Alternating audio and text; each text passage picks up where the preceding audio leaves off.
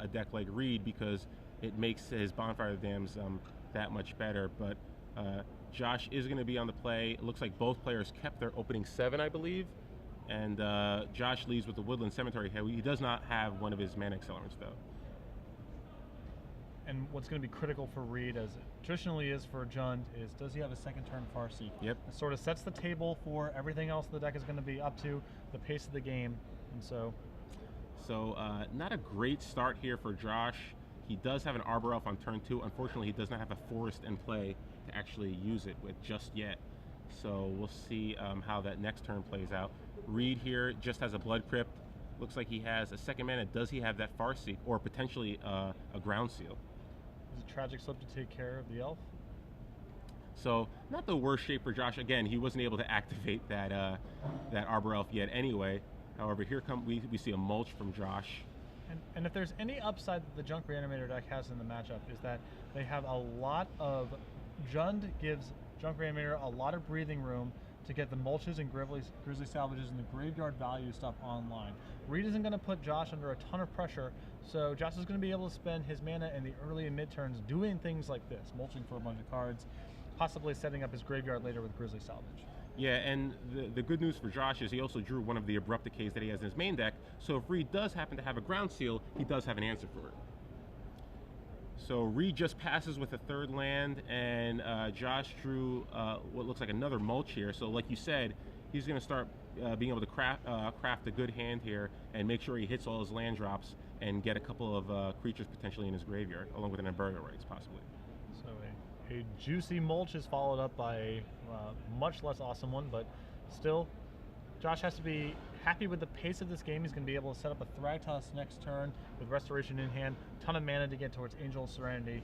If you're Josh, you have to be very happy with the way the early game is setting up here. Yeah, not terrible for Josh. He like you said, he does have a Thragtusk potentially on turn 4 or turn 5 if he chooses.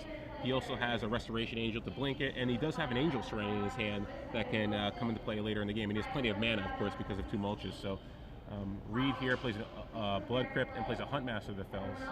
So he's going to take 2 from the Blood Crypt, but he'll gain 2 from the Huntmaster of the Fells. And Reid finally on the board here, taking a little while. So let's see, Reid, again, not a huge card in this matchup in Huntmaster of the Fells, but can he draw the Olivia? Olivia is still a card that can really kind of shift the advantage back to Reid. Yes. An early Huntmaster can be pretty good against some of the Junk Reanimator draws that are leaning on mana creatures, but we've sort of passed that point in the game. Yeah, Reid didn't have the Farseek, and even if Josh did have a mana accelerant, we're way past that point in the game. So Thragtusk comes into play, gains Josh 5 life, bringing him up to 25. Let's see. It looks like Reid does in fact have an Olivia. So let's see if Reid decides to go for Olivia this turn. And nope. Adds another Huntmaster of the Fells to the board. Looks like we can potentially try to get some value out of those guys next turn.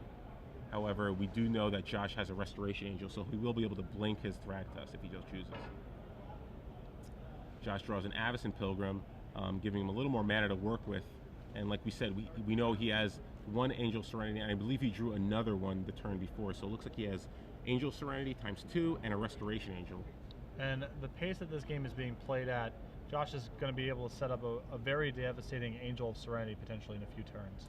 Yeah, so Josh attacks just to see what Reid's going to do. Reid tries to double block, and rather than sacrificing his Thragtusk, he brings in a Restoration Angel to blink it. So Josh can add an Avacyn Pilgrim to his board, and play another land and pass the turn back to Reid, setting up a pretty good Angel Serenity next turn if Reid decides to actually cast the Olivia. Yeah, ideally Reid would try to pace the game in such a way where he played Olivia with a lot of mana up, but with him tight on mana and under the gun, he may have no choice but to try to add Olivia to the table this turn.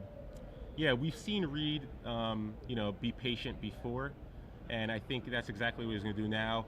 He's going to allow both the Huntmasters to flip to potentially kill off maybe a Restoration Angel. We'll see what he's targeting momentarily, but Reid just passes with no play. And I like going after Restoration Angel there. You don't want to expose yourself to a second Restoration Angel if you try to go after the Thragtusk. Plus, you're not too concerned about getting attacked on the ground anyway. Yeah, Reid has the ground pretty well locked up. It's the air where he's soft right now. Yeah. So. And, you know, Josh does have that Angel Serenity, so looks like Thragtusk is going to come over. It's going to deal with both those wolves. Now Angel Serenity can come down and target the Thragtusk in his graveyard along with the Restoration Angel. Right, I think that attack from Josh there, he's happy if Reid does not block, and he's happy if Reid does block. Yeah. So Angel Serenity does come down. Reid's stuck on 4 mana. Potentially could have a Putrefy, but it doesn't look like it. It looks like the ability of Angel Serenity is going to resolve here. And I think Josh feels he can handle... He doesn't have to take care of both the Ravager of the Fells. He can play this more as a value play, as a large flyer, and make it really prohibitive for Reid to kill it by setting Thragtusk and Restoration Angel underneath. Yeah, so let's see here. It looks like the trigger is on the stack. Reid does have some answers to Angel Serenity and Tragic Slip and Putrefy potentially, so he can prevent the ability from actually resolving yet. So yes, with the ability on the stack, Reid Duke is going to Putrefy the Angel Serenity. So now, if Josh actually chose to remove those creatures from the game, they would be exiled permanently. So Josh is going to likely choose to not use the ability and just pass the turn back to Reid here. Shades of the old Faceless Butcher shenanigans. Yes. So Josh still has a second copy of Angel Serenity along with the Abrupt Decay. And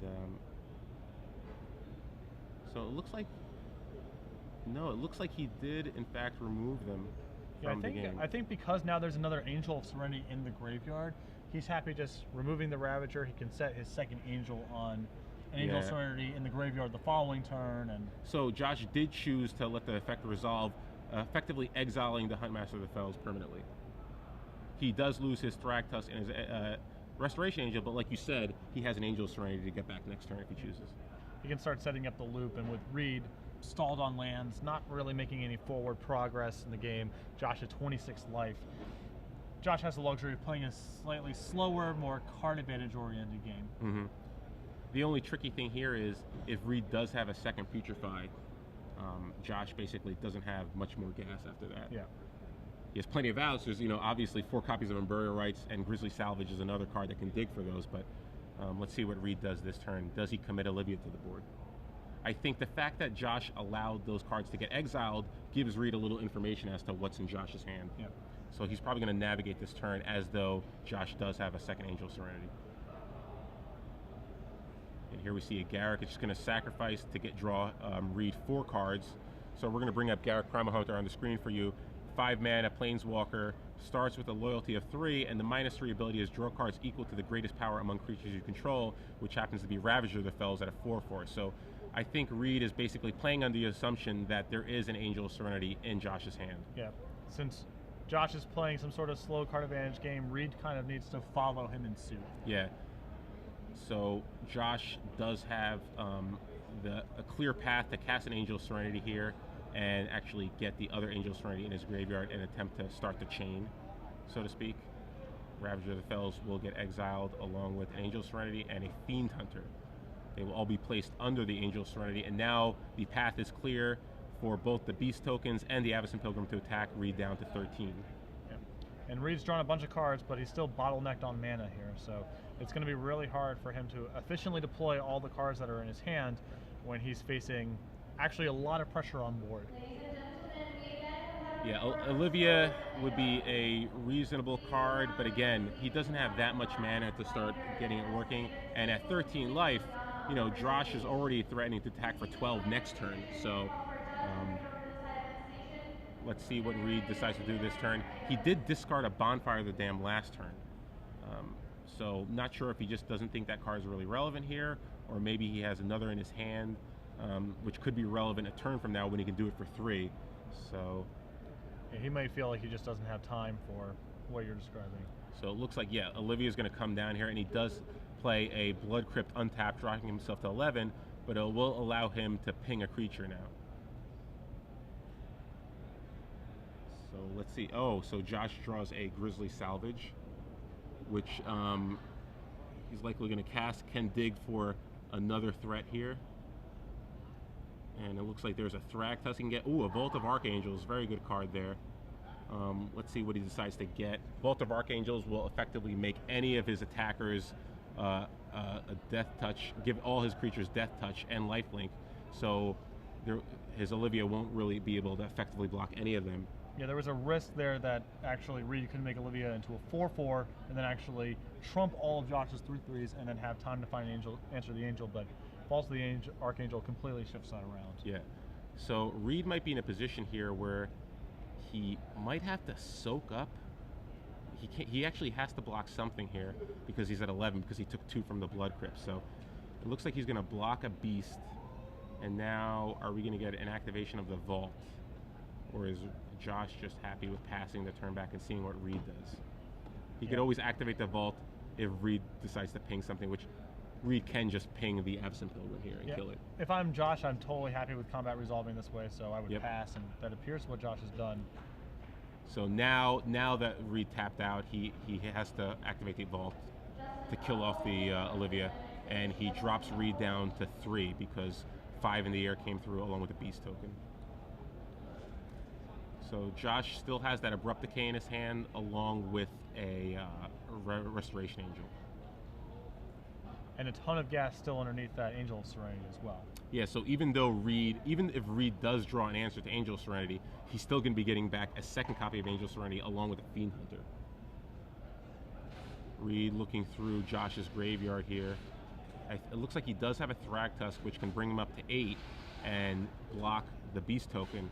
However, he still has to contend with that Angel of Serenity. And setting aside everything that's happening on the board, Josh is now at 37 life, so he's going to have a lot of time, even if Reid is able to answer this board, to find on Burial Rites additional Angel of Serenities and Thragtusks. Yeah, so if Reid has a Tragic Slip here, it's pretty good for him because he'll take 5 in the air from the Angel of Serenity, dropping himself to 3, but Morbid will be triggered with the block right here, and at the end of the turn, he can actually kill the Angel of Serenity, and Josh won't be able to recast the Angel of Serenity that turn. So Josh just plays a Godless Shrine. Does Reid have the Tragic Slip? He does not. So Angel of Serenity stays in play. Looks like Reid has a Rakdos Return, which isn't the most relevant spell right now. He does have a Bonfire of the Damned in his hand, which you could potentially cast for 3. Won't be able to deal with the Angel of Serenity. Let's see what he decides to do here.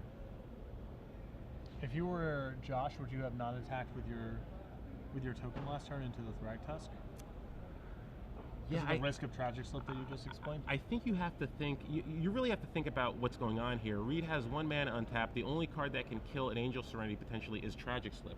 If he has it there, you know, it's not game over, but it's pretty good for him because you're basically left with an empty board, and he gets back a Huntmaster of the Fells, which you can cast this turn, gain himself a little bit more life, and he'll be left with a Beast, which you can attack, and also if he has a Rakdos Return, he can empty your hand. So I think you do have to probably play around Tragic Slip there.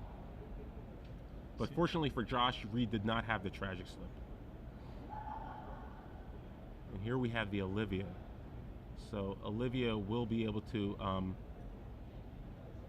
wow, so Restoration Angel comes down, and if Reid doesn't have an answer for the Restoration Angel, then it looks like he's going to just fall to the Flyers right here. Yep, and that's exactly what happens. So if Josh didn't have the Restoration Angel, Reid could have actually just pinged the Angel Serenity twice, making his Olivia a 5/5, and been able to trade with the Angel Serenity there. And then possibly start taking the game over. I mean, Olivia with 1 million mana in play is actually quite challenging for Junk Greener to get out of. They only have a few responses. Yeah, again, Josh got a little fortunate there because if Reid did have the Tragic Slip, he could have Tragic Slipped the Angel Serenity at the end of the turn and then cast a large Rakdos Return, emptying Josh's hand, leaving with an empty board. Yeah. So Josh got a little fortunate there, and Reid Duke falls now in the finals 0-1 to Josh McClain's Reanimator deck. So looking at their sideboards, what do you think Josh is going to bring in here? Well, he has 2 main deck copies of the Sig Slime, and I definitely expect him to bring in copies 3 and 4. The mid-range and control matchups for Junk Reanimator often are about casting a Sig Slime a bunch of times. The fact that it's also a Death Touch body on the ground is more than negligible because Reid has cards like Thragtusk and Huntmaster of the Fells that Sig Slime actually does some work with. So I definitely expect those to come in. I like having another copy of Obsidat. It's around a lot of it gets around a lot of Reid Duke's removal, and if you're anticipating the game just going longer in general, you kind of want to have more powerful 5s. I like having the Garrick Relentless in the deck for the same reason. And it's possible, though I'm not positive, that he wants to bring in 2 copies of Deathrite Shaman as well. Just because games are going to go on long, and the swings in the damage race both ways can be meaningful. I suspect it's actually not going to come in, but I do definitely like the 2 acidic slimes, the Obsidat and the Garrick Relentless. Yeah, from Josh's side, I like the acidic slime because, again, attacking Jund's mana is almost as effective as attacking Junk Reanimator's mana. I do like the Sin Collector as well, just because Jund is typically a very spell-heavy deck, so a timely Sin Collector can be very important. I also like Obsidat as really a recurring threat, and it's something that's somewhat difficult for Jund to deal with. The one card I wonder about is Tristani. I mean, Tristani is obviously a card that you probably think about against aggressive decks, but could it be good in these type of grindy matchup? It is a 2/5, so it's somewhat difficult to deal with. It can block Huntmaster of the Fells, and later in the game, the populated mechanic, along with the life gain, could be very relevant. Yeah, it basically depends on exactly how long you anticipate going. The scenarios you're describing all involve the game going very, very long, and if Josh anticipates that's going to be the case, then I think you're right, that Tristani can have a role in that matchup, so I'm curious to see if he goes there. Yeah, so on Reid's side, he has 1 copy of Curse of Death's Hold. I don't know if you want that card in this matchup. Again, it's really good against dealing with those mana elves, but by turn 5, the mana creatures aren't nearly as impressive, so not sure he wants to bring that in. Obviously, the 2 copies of Ground Seal, bringing the total of 4 into his main deck, are probably coming in. Underworld Connection is probably not coming in this matchup. 2 copies of Tragic Slip. This card's interesting. Not sure you want to bring in extra copies of Tragic Slip in this matchup. Again, you know what Josh has in his sideboard. It is another way to deal with Obsidat. But again, it's maybe not that impressive, although it is a way to deal with Angel Serenity and Obsidat, so it'd be interesting to see whether or not Reid decides to bring those 2 in. Rurik Thar, probably not coming in this matchup. Same thing with Liliana the Veil. 2 copies of Duress, pretty narrow in this matchup. 1 Pillar of the Flame. I could see the Pillar of Flame coming in. Again, just dealing with those mana creatures can be very important. And Rakdos Return, probably not needed in this matchup. I'm curious about Liliana, just because I can see it lining up either very poorly or very well against Junk Reanimator, depending on how the games play. Of course, if they have Unburial Rights, it can be a little awkward because you allow them to fire off an early reanimation spell. Though Reid's deck is pretty capable of handling a large creature in the early turns of the game, and Unburial Rights is often more powerful being just cast twice instead of being fancy with the milling it over early and reanimating that way. And the Junk Reanimator deck needs just more raw resources than Reduke's Jund deck to get going, so each player discarding a card each turn actually could favor Reid. The problem is that it matches up pretty poorly with Mulch. That's a card that can give the Junk Reanimator deck a ton of fuel to play with.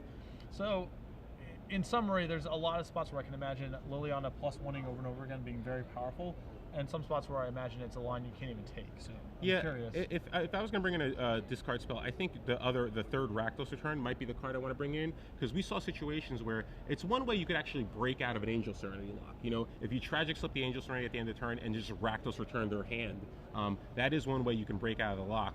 And these matches usually go pretty long, at least in the mid game, so it can be situations where a Rakdos Return for 4 can be very good, even though there are Unburial Rights in Josh's deck. Yeah. So both players are done shuffling and they're pondering their opening 7. Looks like Reid is on the play here, so he's debating. It looks like he's okay with his 7. Or nope, he's going to ship. And so does Josh. So both players go down to 6.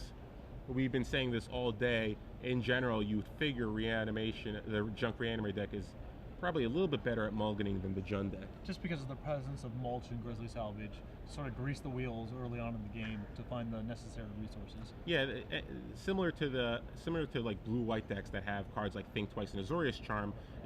Those Mulch and Grizzly Salvage kind of act as similar ways to smooth out those early draws, so get you right back into games, even though you might have to mulligan early on.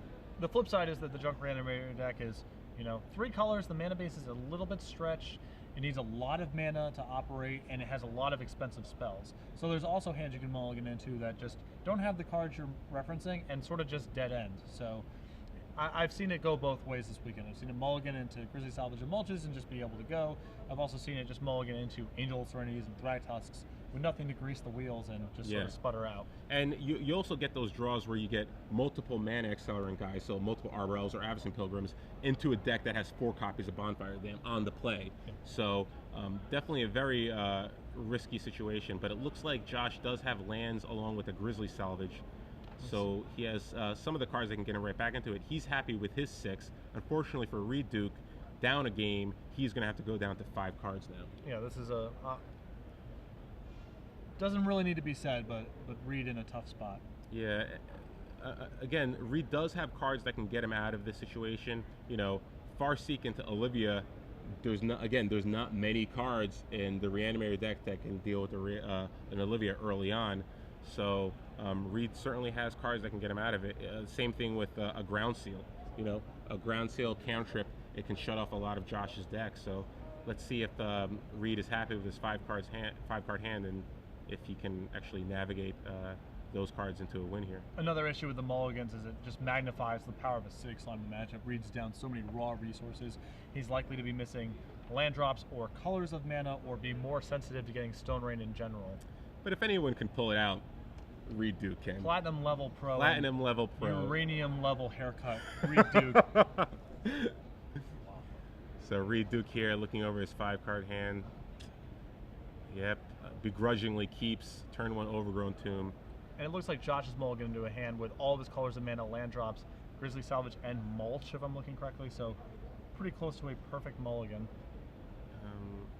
But thankfully, Josh just drew 2 lands for his turns 1 and 2. So not the worst situation for Reid. We're going to see a Mulcher. Ooh, looks like Josh brought in Voice of Resurgence. And you know, not a bad start for Reid.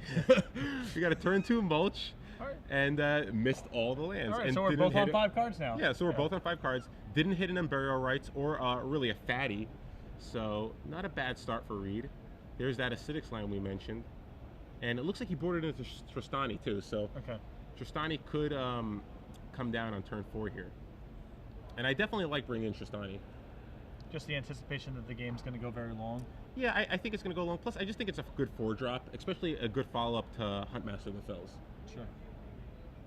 So Reid Duke here on 3 mana. He does have all his colors along with a Wolf Run. Does he have a 4th land in Huntmaster to get himself back into this game? Or an Olivia, even. Looks like he's pondering his play here. Looks like there is an Olivia in his hand. Unfortunately, he doesn't have the 4th land. Thankfully, though, he at least has a Farseek. So he will be able to Farseek for a land here, getting about 4 mana. Unfortunately, he won't be able to cast any of the 4 drops in his hand this turn. But Reid, you know, still kind of keeping his head above water.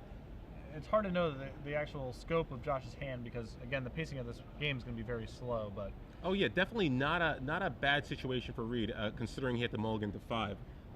Josh didn't have a mana accelerant, so Acidic Slime won't be coming out until at least turn 5, and he also missed on a Mulch. So not the worst situation for Reid. And it looks like Reid does have an Olivia, which is one of the cards we mentioned, could pull him right back into this match. Yeah. Oh wow, so Reid does have a Cavern of Souls here, so he actually could have cast Olivia this turn, but it looks like he's playing around Garruk Relentless, knowing that Olivia is probably one of the few ways I can get myself back into this match. So you see an end of turn Grizzly Salvage from Josh, living over 3 lands, including Cavern of Souls, an Acidic Slime, and a Tristani. Josh takes the Acidic Slime to pair with the other one that's already in his hand. Looks like Josh is going to be trying to chain Acidic Slimes eventually. Here we have, looks like Tristani is going to come down potentially. And yes, here she is, Tristani at 2/5. We'll bring her up on the screen for you. 2/5, whenever another creature enters the battlefield under your control, you gain life equal to that creature's toughness. And for 3 mana, you can populate. 4 copies of this card were in Pro Tour Dragons Maze Champions Craig Wesco's sideboard. Wow, so Rakdos return for 3. Let's see, tough spot for Josh here. Forced to discard 1 of his Acidic Slimes along with 2 lands. So I believe he has 1 more Acidic Slime in his hand. Yeah, I believe he kept Acidic Slime. And yep, it looks like we have an Avacyn Pilgrim and he's going to gain a life. So again, pretty good situation for Reid out here considering at the mulligan to 5. Josh doesn't have that much more gas left. Can he draw 6 mana so he can cast his Olivia and ping that Avacyn Pilgrim? Yeah, and then we have Olivia with a bunch of mana against just creatures. Yeah, a 4/4 Olivia which survives a Garruk, and he keeps Josh off of 5 mana so he can't cast that Acidic Slime in his hand. So key turn here for Reid. Reid does have a Bonfire, so if he chooses, he could get that Avacyn Pilgrim off the board. Reid has to think here. He Grizzly salvaged 4 that acidic slime, and yet he discarded it. So what is that last card in his hand? He discarded 2 lands and missed the land drop. I mean, if I'm in Reid's position, I would suspect that the last card in hand, given that the Tristani is in play, was Thragtusk. Wow, so great situation there. Very smart play from Reid. He kind of put Josh on having a 5-drop in his hand, knowing that he missed the land drop and discarded 2. So here's an Arbor Elf, but not a 5th land. So if he can get a 6th land here, he can get that Olivia into play. Fortunately, he doesn't have a 6 mana, but it looks like it's time for Olivia to come into play anyway. And this matches up very well against... Oh, he does. He was slow rolling it. So Olivia comes down and pings the Arbor Elf, keeping Josh off of 5 mana, and stranding that acidic slime into his hand. And now Reid well on the front foot. 6 mana in play with Olivia. Acidic slime. It does take out the Keswick Wolf Run if Josh wants to, which is valuable here, but it's just going to get mowed down by Olivia. Yeah, so really good situation for Reid. Reid likely to just kill this acidic slime as soon as possible, not wanting any Restoration Angel shenanigans to happen. He can ping the acidic slime, growing his Olivia to a 6/6, dropping Josh to 11. So let's see what Reid decides to do this turn. Looks like he has a 6th land. Does he want to just potentially wait a turn? Yep, so he's just going to ping it, do as much damage as he can. No, he's going to ping it once. Turn into a vampire and then try to take control of it. Remember, Josh milled over 2 copies of Restoration Angel to... Okay, he's just going to finish. No, he's going to finish it off. And so... Ping it on the upkeep, so that way Olivia grows. Keep in mind that Reid still has mana up to respond and kill the acidic slime if he's feeling so inclined. Yeah, so he could just pass. If Josh passes the turn, Reid probably does nothing, and he's kind of playing around in burial rights, I suppose now. Yes. Now with Josh with an empty hand, I think it's safe to ping it, but it looks like he's not going to do it. Safe to just untap here. Well, now Reid can steal it. He wants to just. Well, I think he wants to just keep growing his Olivia. Sure. So now Olivia's a 6/6. Josh is at 12. He's got a 2-turn clock no matter what. Does he have an 8th mana, a 7th mana here? He can ping something and steal if he has a 7th mana. Reid in a really impressive recovery off of this mulligan to 5. Yeah, and again, Olivia just shows you how powerful that card is in this matchup. It was one of the cards we said. Doesn't matter if he mulligans to 5. If Olivia can take over this game, we're in good shape. So, looks like we have Garruk Primal Hunter coming down here. Are we going to draw 6 cards? Yes, we are. Garruk Primal Hunter gets binned, and Reid Duke will draw 6 cards off of it. Further improving his game state right here. And now Josh is officially on the ropes. Yeah, Reid's going to play a 7th land now. He's going to ping Acidic Slime just to grow his Olivia, and now Josh drops to 5. So now Josh is actually in Bonfire the range pretty close, even if he does draw an answer to Olivia somehow. Yeah. With only 6 mana and no cards in his hand, an Angel of Serenity will not do the job here. And he doesn't have that many good cards in his sideboard. He does, in his graveyard rather. He does have a Restoration Angel, so if he draws an Burial Rites, that could maybe buy him a turn. But again, Reid has plenty of mana to ping down to 4 toughness. So Josh just attacks for 2. Looks like we might have yep, Burial Rites gets cast. Looks like it's going to target one of the Restoration Angels, blinking in Acidic Slab, taking out a land. So this is kind of critical here because it keeps Reid off of 8 mana if he has one in his hand, which means he can't ping the Restoration Angel. However, if he does have a 7th mana, he can ping the Restoration Angel and steal it and then swing over the win. Yeah. And that's exactly what happened. So Reid Duke, wow, off a mulligan to 5, pulls off game 2 to send it to a 3rd game. Yeah, and you know, we saw a couple of Josh's sideboarded cards there. He actually did bring in Voice of Resurgence, which is actually a little bit surprising to me because to me it feels like the games aren't about that sort of thing. Josh needs to be overwhelming him with his reanimation strategy or locking out his mana with looping acidic slimes. So a random value play like Voice of Resurgence doesn't seem very well positioned, especially when Reid might still potentially have Polar Flame in his deck to handle mana creatures. And its potential. I think Josh might have brought in the Voice of Resurgence simply because he's bringing into Tristani, and maybe Tristani in combination with Voice of Resurgence can the populate mechanic. He just wanted more token creators.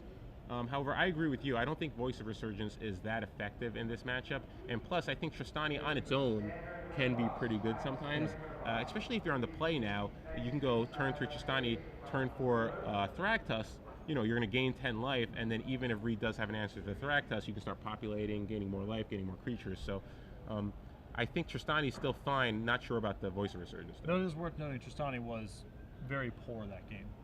Yeah, Tristani didn't do much. However, I think that was in part because Josh just didn't draw much to go with it. He had a very bad mulch. He didn't draw a Thragtusk.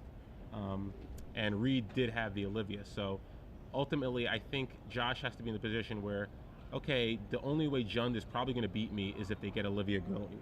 So what can I do to stop that? Well, the fear that I would have from being in Josh's seat is, are you actually... Tristani, to me, is declaring, I want to play a really long game. Yeah. That's where the card is best suited. Is Josh actually favored in a really long game when he's playing against Olivia with a bunch of mana as a threat late in the game, Bonfire of the Damned, and Rakdos Return? To me, certainly Josh can't win the game fast, but I also don't think he can win the game by going terribly slow. I actually think there is this fulcrum point where, you know, Josh is sort of favored in the mid to late game, and then it tips over where Reid actually has significantly more powerful draws than Josh does. So I'm not sure if Josh can sculpt this game where he wants to play for 15 or 20 turns. I'm not sure he's favored in that kind of game. Yeah, I think I agree with you too, just because the combination of Rakdos Return along with Ground Seal can be actually very devastating against Josh. We saw Rakdos Return was huge there for Reid. It kept Josh off of 5 mana and prevented him from casting Acidic Slime and allowing Reid to actually get an Olivia into play and actually use it. So definitely, I agree with you there. I think in the very late game, Reid's spells are probably a little too powerful for Josh. Yeah, which makes me question, I guess, Tristani's merit in the matchup. If you aren't doing a ton of populating, you're basically playing it as a good blocker and as a source to gain life, which to me is saying, if this game goes on for 16 turns, I'm going to win. And I'm not positive that's the case. Yeah, well, by that definition, then maybe Voice does stay in. It is a play you can make on turn 2. It allows you to attack and even, you know, survives most of Reid's removal in terms of providing you with an additional threat. So let's see what Josh does here. But I agree with you. Tristani did look pretty poor in that game. Game 3 of the finals. We've had 2 days, 15 Swiss rounds, and now our elimination rounds of excellent Magic. And we have up-and-coming Iowa grinder Josh McClain playing against Platinum Pro Reid Duke. Junk Reanimator versus Jund, 2 of the most prominent decks in the metagame going into the tournament, battling it out for the Grand Prix Miami trophy. And Josh is going to be on the play this game, so very important for him. Is he going to get those mana accelerants into play, or is he going to have a pretty slow start like he did in game 2? And will Reid finally get that Farseek that he's been craving so much? Yeah. You see on the rails next to Reid, Glenn Jones covering the match, and William Jensen, teammate of Reid Dukes, both at the team open in Somerset and sort of in life in general. Yeah. They are teammates. So Josh looks over his opening 7, and it looks like he's going to keep, and so is Reid. So we're going to have both players keep 7 cards for game 3, and Josh leads off with a Godless Shrine, but no 1-drop. Reid plays a Blood Crypt. Looks like Josh does have that Voice of Resurgence, and we're going to see it here on turn 2. He does have an Acidic Slime, it looks like, but I don't know how quickly he can get it out there. It looks like it's going to have to come out in turn 5, which might be a little too slow if Reid can get that Huntmaster. And Reid just ripped that Farseek on turn 2. Huge card there. It looks like he does have another Farseek in his hand, so. Listen, the man's due. He's due. It's time. So Farseek, very important card here for Reek. Very rarely do you actually jump mana on the Junk Reanimator deck, but you know, Josh does not have a mana accelerant, so Reid actually ahead on mana now, which is very big in this matchup. Yeah, both for the tempo of the game and to give Reid a buffer from potential Acidic Slime shenanigans later in the game. It's really important for him to just have a high density of mana. Yeah, so Josh's hand is very, very weak here. He has a bunch of land. He has a mulch, but he's going to have to get pretty lucky with this mulch if he wants to have a chance here. He hits an Unburial Rites. He hits a Thragtusk, so doesn't hit any land, but he does at least get an Unburial Rites and a pseudo fatty, so to speak. So probably not the fatty he wanted. Probably wants an Acidic Slime there, but either way, at least he hits an Unburial Rites. Let's see what Reid does in his turn here. He has access to 4 mana now, and again, obviously there's a lot of cards in Reid's deck at 4 mana that can be pretty impressive here. And you've seen Reid all through the elimination rounds pause when he's drawn anytime it could possibly rationalize to Miracle a Bonfire. He has not had it most of the time, but there is a 2 toughness creature in play, and Reid has 3 mana, so he's sort of going through the motions of not wanting to make it obvious to Josh whether or not he has a Bonfire in hand. So yep, here comes Olivia, and I think the fact that Josh actually milled over one of the Garruk Relentless, I think that's the only Garruk that he has, or he has 2 Garruks in his deck. So I think Reid kind of felt, okay, I think the coast is clear to let my Olivia enter play. You only have 1 Garruk left in your deck to potentially kill my Olivia. He's going to put him to the test. Also, Reid just generally has to be efficient with his mana when he's facing down the threat of Acidic Slime. Yep. He can't afford to just let certain turns burn off because it's potentially his mana will be taxed later in the game. So Josh just has an Unburial Rites on turn 4 for a Thragtusk, bringing him up to 25. However, Reid will have an active Olivia on his turn with 4 mana, potentially deal with a Voice of Resurgence if he chooses, or turn a Thragtusk into a Vampire. So if Reid is able to continue to make his land drops and Josh does not have an answer to this Olivia, it's very likely that this Olivia just runs away with the game. Yeah, we've seen it before, and it's one of the reasons that Jund players feel like they have a good matchup against Reanimator, just because of how powerful Olivia is in this matchup. And we have seen players play cards like Sever the Bloodline in their main deck and bring in extra copies specifically to deal with cards like Olivia.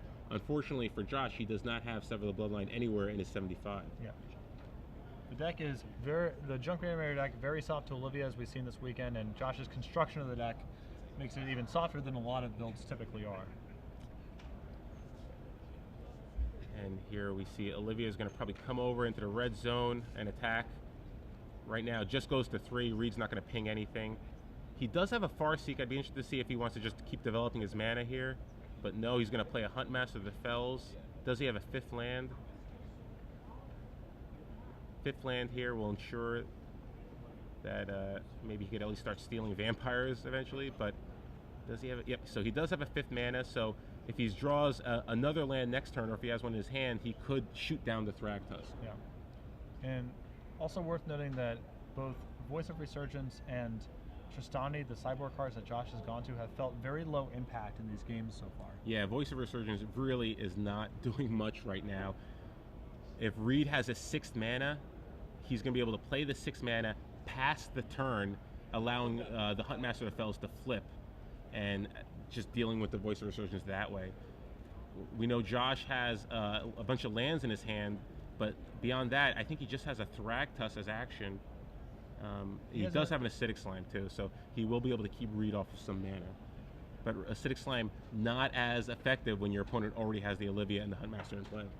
I mean, the bind that Josh is in right now is he's not really in a position to threaten either Reid's life total in an appreciable manner or threaten the Olivia. And without doing one of those 2 things, Reid is going to have a huge edge as this game proceeds. Yeah, and Reid just, he's going to take 5 from the Thragtusk. He's going to use the Wolf token to block the Voice of Resurgence, giving Josh an Elemental token, which is currently just a 2/2. Now let's see if Josh decides to play the Acidic Slime or the Thragtusk, I believe, in his hand. Now, I think you can make an argument for either, but I think Acidic Slime is probably where you want to be right here, or does he?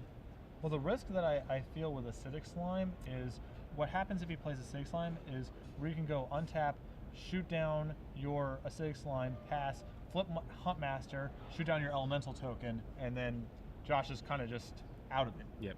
So he needs to advance his board with 3 toughness creatures at this point, possibly hoping Reid doesn't have a 6th mana, so he can.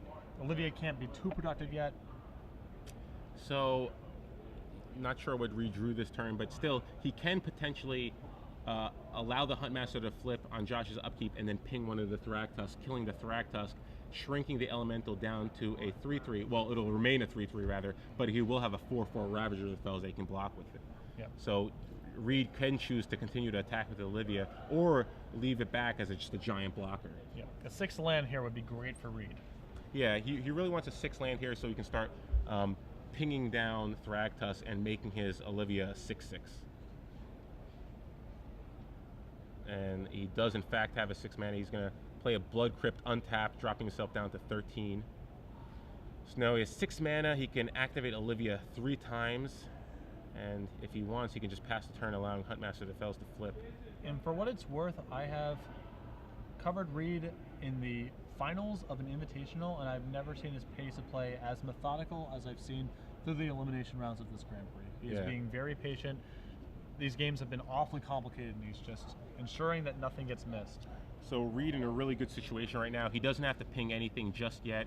He can wait to see what Josh's attack is going to be like, and then he can actually choose if he wants to ping down an Elemental, or does he want to just do the last 1 point of damage to that Thragtusk that he used the Ravager of Fells on, and then ping another Thragtusk and steal on his turn with the Olivia. He has so much flexibility with the way that the game proceeds from here. Yeah, so Acidic Slime comes down now, but a little too late rather. Reid has 6 mana. He's going to be able to ping 3 times if he chooses, and then he'll still have access to 5 mana in his turn to steal, potentially steal a vampire that he creates. Targeting the Stomping Ground. Reid likely going to float a mana here.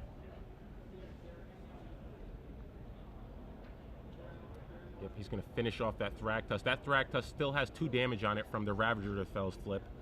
So it will die, and McClain will get a Beast token. So the Elemental is now a 4/4. So it can trade with the Ravager of Fells, but Stomping Ground goes to the graveyard, leaving with Reid with 4 mana up. And now, again, you know, game 2 and 3, and largely defined by Olivia. So Olivia is just going to grow to 6/6 and kill 6/6 and kill off the Acidic Slime. And now let's see what Reid tries to do on his turn now. A lot of options. He can attack for 6 in the air. He can grow his Olivia even further. Let's see if he has a 6 mana here. Again, very methodical with his draw step, with the potential Bonfire of the Damned. This is a spot where it would actually be insane for Reid to Miracle Bonfire, so. Yeah, he'll attack for 10 and deal 4, so it's a 14-point swing right there. Reid debating his options. Looks like we're maybe out of his draw step here. Nope, that card's still. I've seen this before. I've seen this before with him. Yeah, you're never quite sure what phase you're in because that card is just in between the deck and his hand. So this could be a slow motion Bonfire. No. So he draws the card into his hand, debating his options again. So many things that he can do here. Although, of course, you know, while this is all going on, Reid has to be wary of the threat of Angel of Serenity. That's something that he's got to think of. Josh is at a point where he could hard cast it next turn potentially, and that's another complication. As dominant as Reid's position is, that's a card that could swing this around. And I think by passing here, that's sort of what Reid is playing around. With Josh having access to 6 mana right now, if he plays another land, Angel of Serenity is a real threat for him. So let's see what Josh draws. It looks like it's another land. So 2 lands and an Acidic Slime in Josh's hand. So Acidic Slime can come down again, keeping Reid, dealing with another one of Reid's lands. And Reid has to be thrilled that that's all that Josh has to muster up this turn. Yeah, it could be much, much worse. Looks like Reid has a Farseek in his hand. He's had that for quite some time, but again, doesn't really have an opportunity to cast it because he keeps wanting to ping things with the Olivia. So Reid debating his options again. Now he's in a position where not only can he kill the Acidic Slime, but he could also ping a Thragtusk, making it a vampire, and then potentially stealing it at his turn and start going on the offensive. Yeah. Because at a certain point, you have to figure Reid has to start attacking him to reduce the number of outs that Josh has to draw an Angel Serenity. The thing is, Reid's life total is actually fairly low. He's on 11. He's taking a lot of shots here. So I think he wants to make sure the game is as stable as possible and then start knocking down Josh's life total in large chunks. Yep. But I think if you steal that Thragtusk, you're in pretty good shape because, again, Angel Serenity is bad for you, but Josh McClain will only be attacking for 6, and you'll still have a beast from the Thragtusk. So Reid seems so far still pretty committed to trying to contain Josh's board instead of getting too fancy with any sort of Reid again in his vampire draw step. shenanigans. Is it a bonfire? Could be. Could be. Yeah. You'd figure he'd slam it, but you never know. Well, again, his pace of play has been so methodical through these elimination rounds that I wouldn't expect him to windmill slam it unless it was for lethal. Yeah, he's playing very conservatively here. Doesn't want to give an edge here to Josh. He knows that he's in pretty good shape, but again, we've seen things swing back and forth dramatically in these games, so Reid just wants to make sure he takes the correct line every turn. And the Junk Reanimator deck has, if there's any deck that has the potential for powerful running draws, a Grizzly Salvage into an Unburial Rites, plus a big threat. You know, if any deck can really come back from these kind of positions, it's the one that Josh is piloting. So we have 4 mana. There here. it is. There it is. So he did in fact draw a Bonfire. So Bonfire for 3 looks like it's going to deal 3 damage to Josh, dropping him to 22, leaving him with just a Beast token off of the Thragtusk dying. And now Reid is going to send in the team. He's swinging for 9 in the air, along with a 4/4 Ravager of the Fells. He did take 2 from playing a Blood Crypt, but he has a Farseek, so he would have cast 2 spells this turn, flipping that Ravager of the Fells back to the Huntmaster of the Fells, gaining him 2 life, and getting a Wolf as a potential blocker. Yep.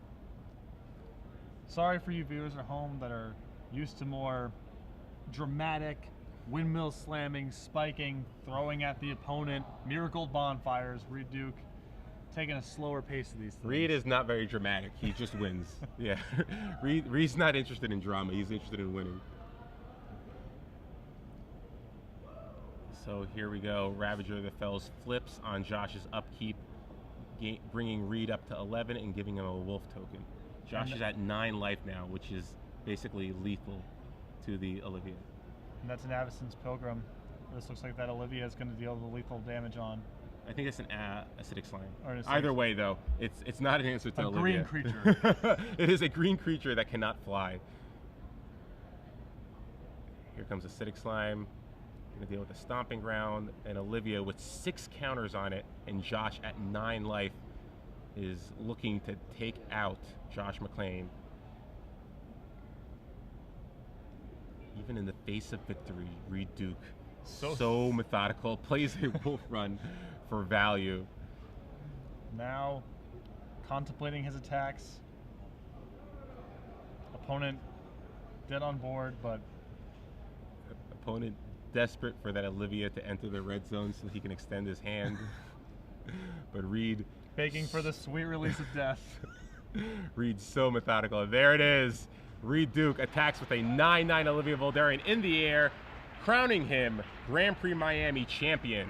And you can hear, the cheers coming from the crowds, and Reid not only popular because of his column work and just as a personality, but the respect from his peers. Other professional players hold Reid in such high esteem that it feels kind of like magic makes sense when Reid Duke wins a tournament. Yeah, so you actually feel like, oh, I understand why he won. He's a great player, and you're happy for him. I think he's one of the few players that, even if you don't know him, you're genuinely happy for him because he's just such a nice guy. Even if you haven't met him, he just has this sense that he gives off this good aura. Yeah. And so congratulations to Reid Duke. Defeats Junk Reanimator, a matchup that, a lot of people questioned how good is it for Jund, but Reid Duke never wavered. He consistently said, I think it's a good matchup for me. I don't care what other people say.